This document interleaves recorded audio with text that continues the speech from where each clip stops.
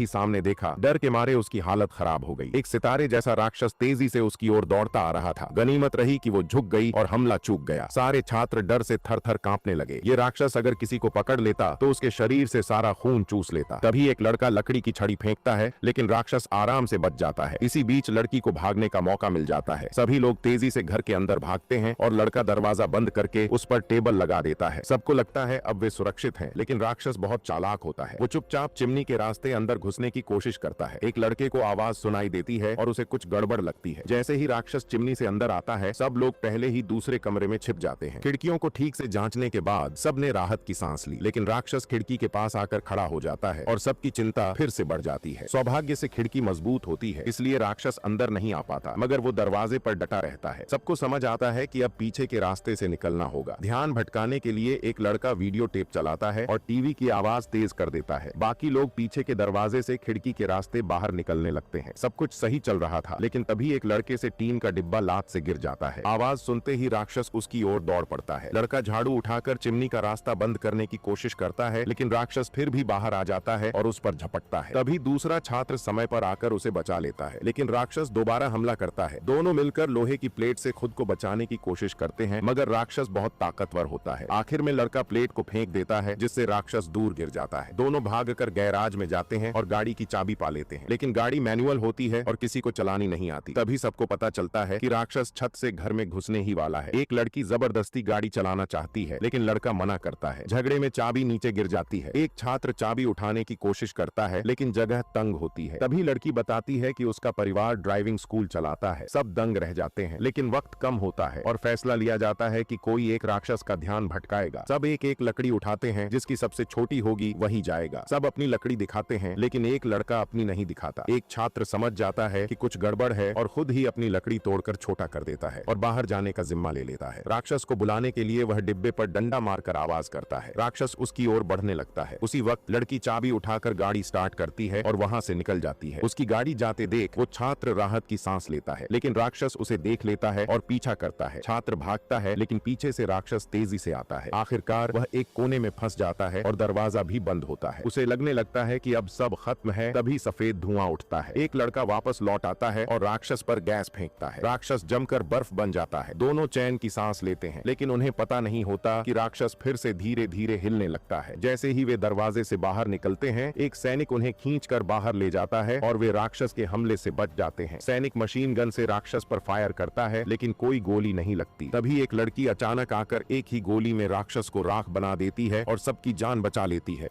एक लड़की ने